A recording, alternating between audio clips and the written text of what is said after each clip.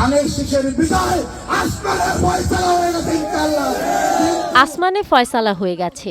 তারেক রহমানই আগামীর প্রধানমন্ত্রী। একটি নির্বাচনী জনসভায় এমন মন্তব্য করেছেন কেন্দ্রীয় ছাত্রদলের সাংগঠনিক সম্পাদক আমানুল্লাহ আমান।